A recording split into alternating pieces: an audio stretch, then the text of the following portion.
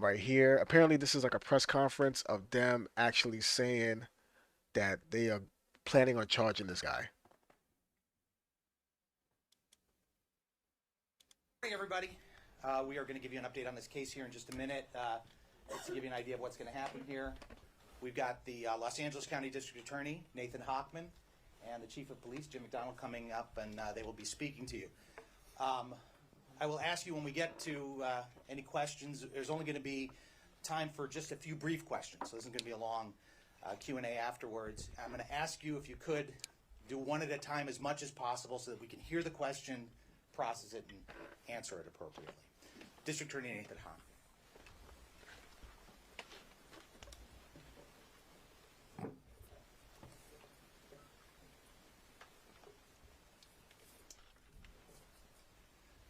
Good morning. My name is Nathan Hochman. I'm the District Attorney of Los Angeles County. With me up here is Los Angeles Police Department Chief Jim McDonald. Also at this podium on the DA's side are the Assistant District Attorney Maria Ramirez, who oversees our special operations. We have John McKinney, who is our Director of Specialized Prosecutions. The Assistant Head Deputy District Attorney is Habib Balian of the Major Crimes Division. Deputy District Attorney Beth Silverman of the Major Crimes Division will be the lead prosecutor on this case. From the Los Angeles Police Department, we also have Captain Scott Williams, who's the commanding officer of LAPD's Robbery Homicide Division, the Chief of Detectives, Alan Hamilton, the Director of Specialized Prosecutions, Mike Rimkunis, and the LAPD detectives on this case, Josh Byers and Corey Farrell. Okay. Today, I am announcing the charges against David Anthony Burke, the musician known as David, spelled D4vd, in connection with the brutal and horrific murder of Celeste, a 14-year-old at that time. These charges include the most serious charges that a DA's office can bring. That is first-degree murder with special circumstances. The special circumstances being lying in wait, committing this crime for financial gain, or murdering a witness in an investigation. These special circumstances carry with it, along with the first-degree murder charge, a maximum sentence of life without the possibility of parole or the death penalty. The determination on whether or not the District Attorney's Office will seek the death penalty will be made at a later time. Before I get into the actual charges, and there are additional charges against Mr. Burke, including continuous sexual acts, lewd and lascivious sexual acts with an individual under 14 years old, and mutilating a human remains of a body. Before I get into the description of these charges and their seriousness, I want to look at this as a parent. I am a parent of 3 children, and a parent's nightmare is a situation where your daughter goes out one night and never comes back. As we will show in a court of law, and what I also want to make sure about that the understanding of these charges is clear, is my description of these charges is not evidence that we are going to present in court. These charges, in fact, will not be evidence in the court. Evidence will be the witness testimony, the documents, and different types of admissible testimony that we will admit into court in the prosecution, and if it leads to the eventual trial of Mr. Burke, to convince a jury of 12 people beyond a reasonable doubt that each and every one of these charges is true, as well as the special allegations and circumstances that have been alleged. Now, back to this being a parent's nightmare.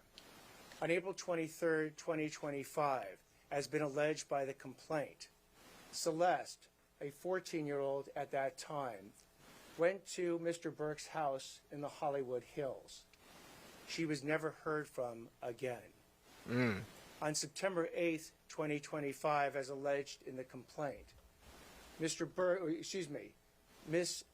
Celeste remains, her dismembered and decomposed remains, were found in 2 bags inside of a front trunk of a car registered to Mr. Burke.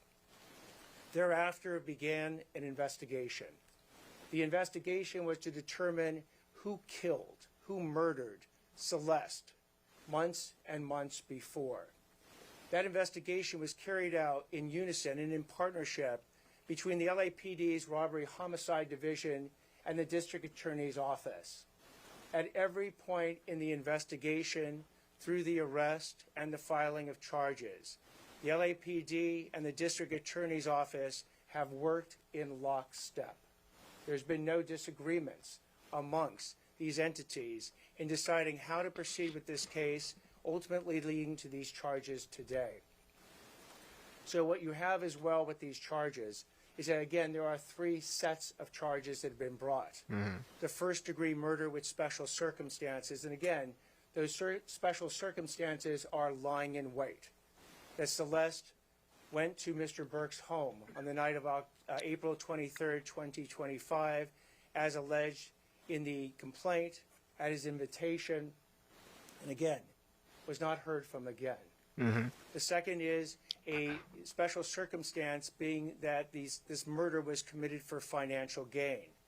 As the evidence will show in court, the financial gain was for Mr. Burke to maintain his very lucrative musical career that Celeste was threatening on that particular night.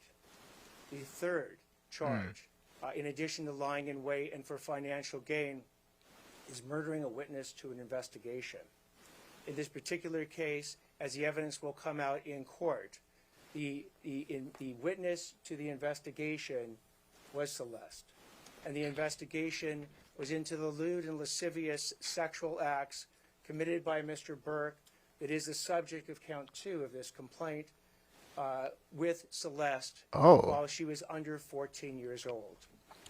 Whoa. Whoa. So they just said, wait, so what does that mean? Does that mean that Celeste was already involved with the law? Like, was she already involved with police before she died? Because they're saying that she was a witness. If Celeste was a witness of an investigation, and they're saying it was because of her being intimate with David, then what was her angle in that? Like, what was her angle? Why was she acting? Why was she acting out with the police? I'm confused, because if you have a problem with somebody, why are you going to still see them if you're going to see the police about that person beforehand? Like, you know what I mean? You know what I'm trying to say? Like, why are you trying to go and spend more time with that person if you have police investigating your relationship with that person that's going to get him in trouble? If you're trying to get him in trouble, why are you still spending time with that person? But either way, they are saying that apparently he found out about it, and maybe she was threatening his career by saying she was working with the police to basically spill the beans on the fact that he's messing with a minor. And they're trying to say that that's the reason why he ended up taking her life, if they can prove that. That's kind of crazy. So, I mean, I don't know, was she going over to his house wearing a wire or something? Like, if she's working with the police, why is she still going to see him? That's kind of crazy, yo. That's kind of crazy.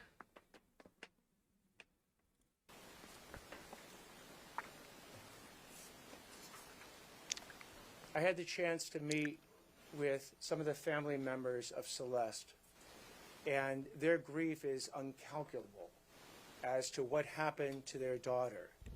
What they have demanded, what we have assured them that the District Attorney's Office, working with LAPD, would give them is the is the proof beyond a reasonable doubt on who killed their daughter, on how their daughter was killed, when their daughter was killed, and bring that killer to justice. That killer that we have now charged is David Anthony Burke. We will have questions after I speak and Chief McDonald speaks. At this point, I invite Chief McDonald to speak. Thank you very much. Good morning, and thank you all for being here. I want to begin by expressing my deepest condolences to the parents of Celeste Rivas. No parent or any human being should have to endure what you've gone through. Today, alongside DA Hochman and our partners at the LA County District Attorney's Office, and thanks to the tireless and hard work of our investigators at the LAPD, we're announcing the arrest and prosecution of David Burke for the murder of 14-year-old Celeste Rivas. Throughout the 7-month investigation, this department has faced criticism for how we handled the case and for our decision not to provide details. I want to be clear about something. My duty is not to fuel speculation, it's to deliver justice, and that requires patience and discipline on everybody's part. This investigation was driven by a single purpose: to secure justice for Celeste Rivas and for those who loved her. We had to be certain that nothing we did or said would ever jeopardize this case. Ms. Rivas was a reported runaway from Riverside County. During the course of our investigation, detectives learned that she had been involved in a sexual relationship with Mr. Burke when she was a minor and he was an adult. On April 23, 2025, Ms. Rivas arrived at Mr. Burke's home in the Hollywood Hills. That's the last time she was known to be alive. On September 8, 2025, Ms. Rivas's dismembered and badly decomposed body was discovered in the front trunk of Mr. Burke's impounded Tesla. From that moment forward, our investigators faced an extraordinary, difficult, and complex case. The condition of her remains delayed the medical examiner's ability to be able to determine cause of death. The substantial amount of time that passed between her death and the discovery meant that crucial evidence had degraded or disappeared. And as detectives worked to uncover the truth, they also had to sift through and debunk a great deal of false information circulating publicly. These challenges were real, and they required patience, precision, and an unwavering commitment to the facts. Despite these obstacles, and despite intense public pressure, our Robbery Homicide Division detectives remained steadfast in their duties. They recovered and analyzed a substantial amount of digital and forensic evidence. They stayed focused, disciplined, and committed to uncovering the truth. Their work, in close collaboration with the District Attorney's Office, has brought us to this moment today. I want to thank the District Attorney and his team, as always, for their partnership. This case demanded coordination, persistence, and a shared commitment to justice. Also, thank you to our media partners for showing up today and for sharing this important message with the public. And finally, to Ms. Rivas's family, we cannot undo the pain you are feeling. Our hope is that today brings some measure of accountability and a step in the journey toward healing. Please know that the Los Angeles Police Department remains fully committed to seeking justice on behalf of your daughter. Thank you. So at this point, we'll take questions. Anything more you can tell us about the fact that she was a witness as a pending investigation, that she reported the abuse, who was doing that investigation? The details of the allegations that have made, particularly with that special circumstance, will be produced in court. It sounded like they said, can you give us any more information about her being a witness to this investigation? Was she recording the abuse? It sounded like that's what he said. Which that's what I was asking. Like, I mean, was she going there with a wiretap or something? Like how is she still going to see him if she already been in contact with law enforcement about their relationship? Like, were you guys trying to build a case or something?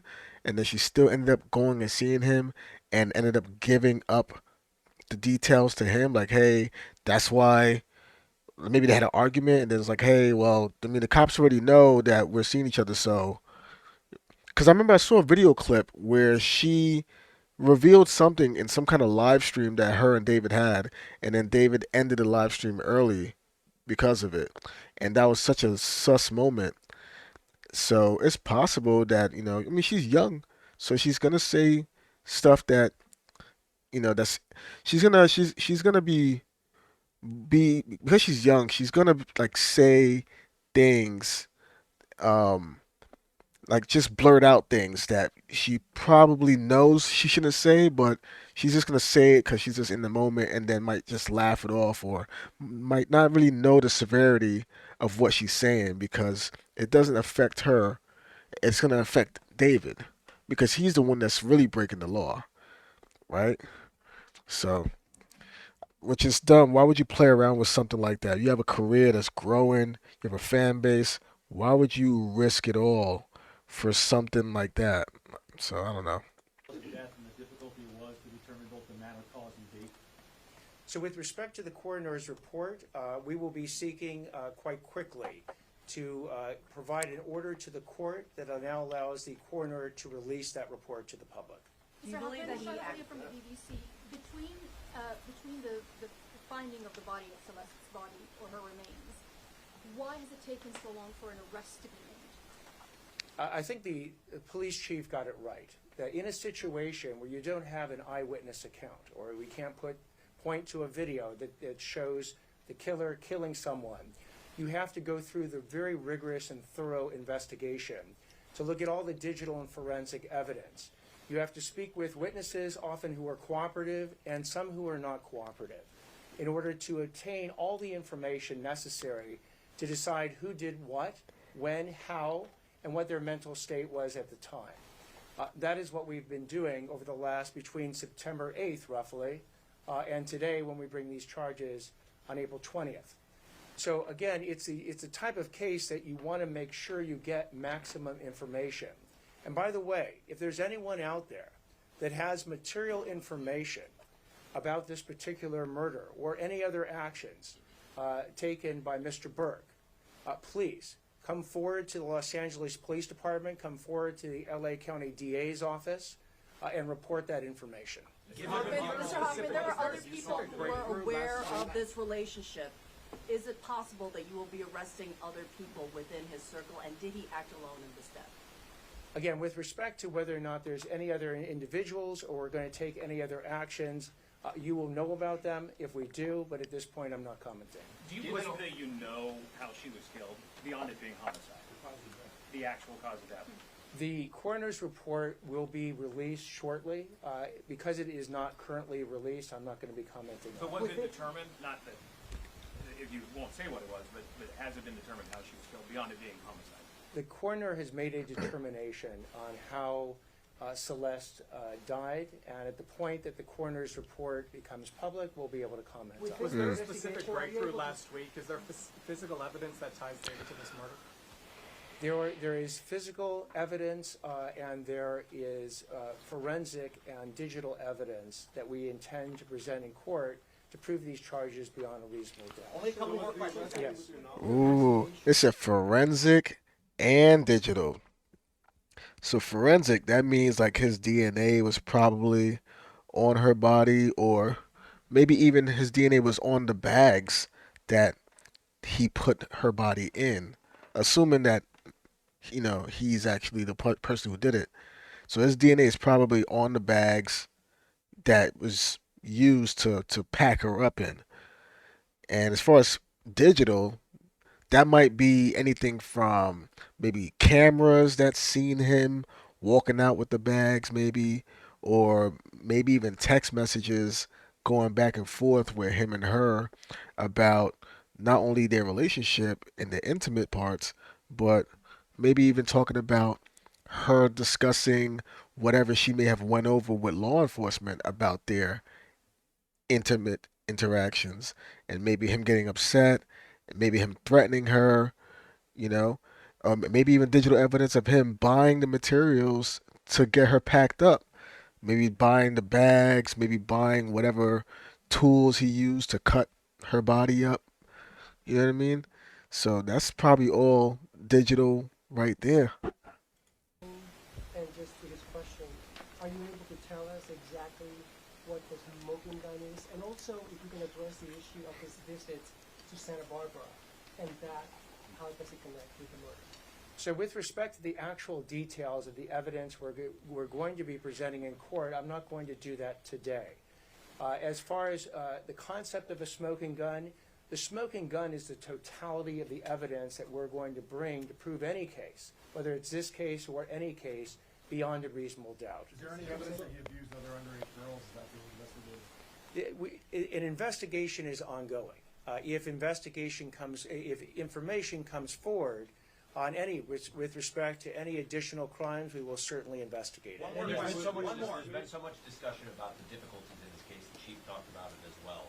What makes you confident you can prove these allegations? What makes us confident is the totality of the evidence Yeah. that has been obtained by the LAPD robbery homicide, by the work that the district attorney's office has done, that has led us to the point where we believe we can prove each and every one of these three charges and the special circumstances and the special allegation beyond a reasonable doubt. Thank you, everybody. Raise your hand if you have Spanish language and you need a Spanish language translation. Okay. Keep your hands up. My team will come around to you and we will have someone to have you.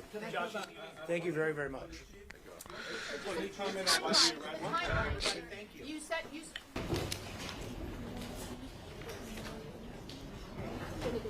Okay, that's David right there. This is what he looks like right now because they arrested him. So it's saying that David pleads not guilty to murder and death of Celeste Rivas Hernandez.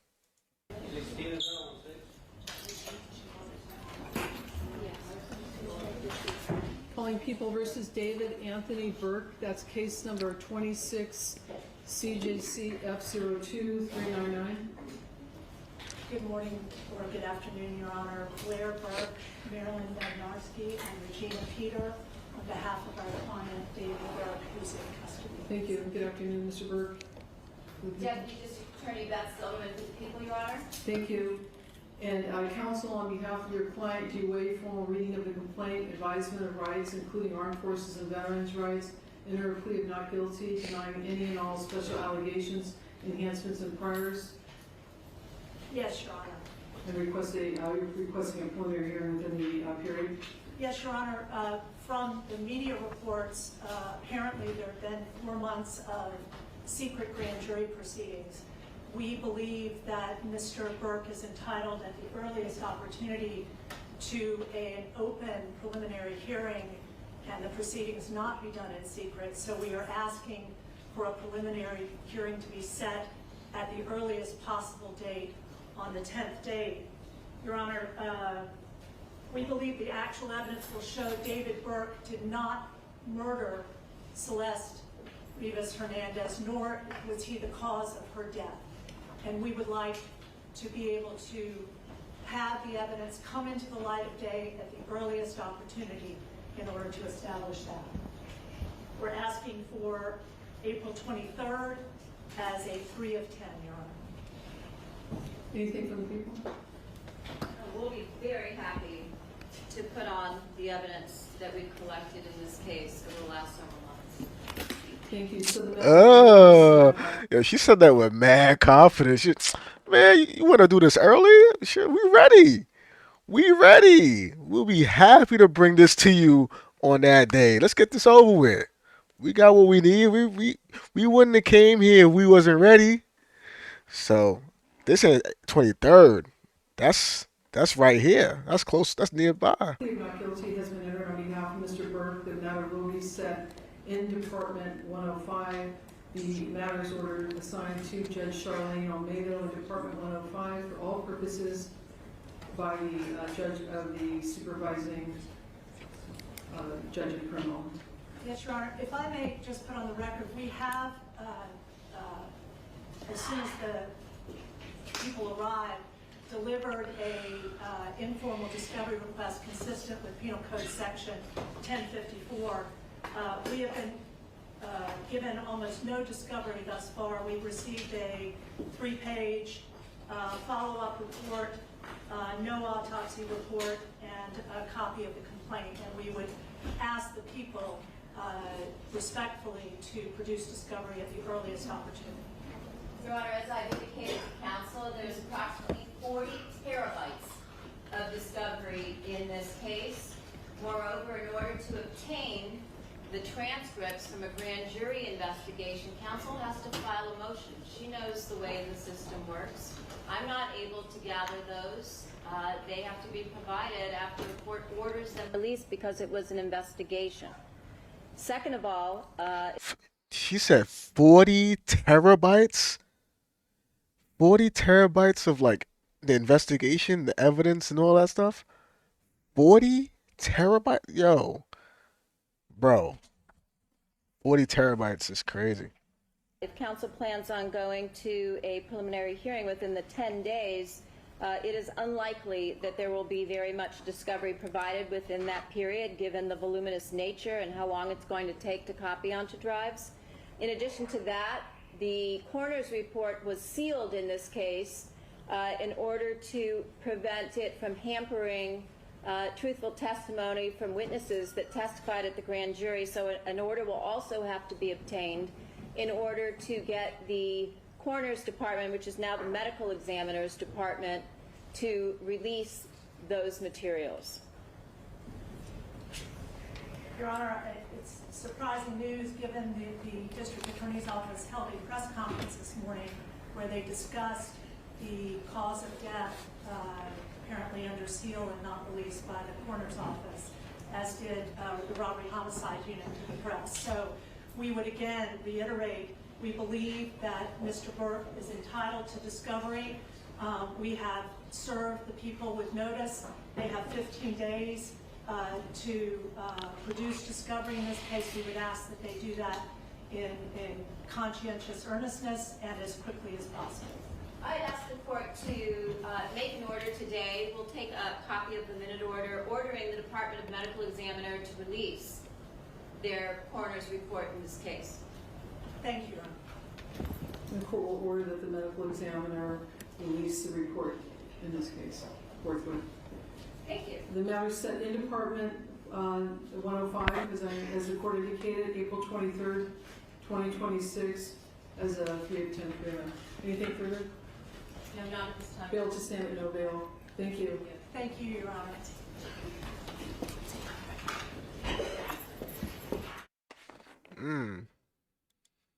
All right. So, I mean, they're trying to get it out the way early. The defending team was like, "Yo, we trying to get this out quick. Let's get this. We confident. We know my man is not guilty of this." And then the prosecutor's like, "I bet. Let's do it. We ready. Whenever you trying to do this, let's go." So that's the David situation. So we'll know more as more updates come out.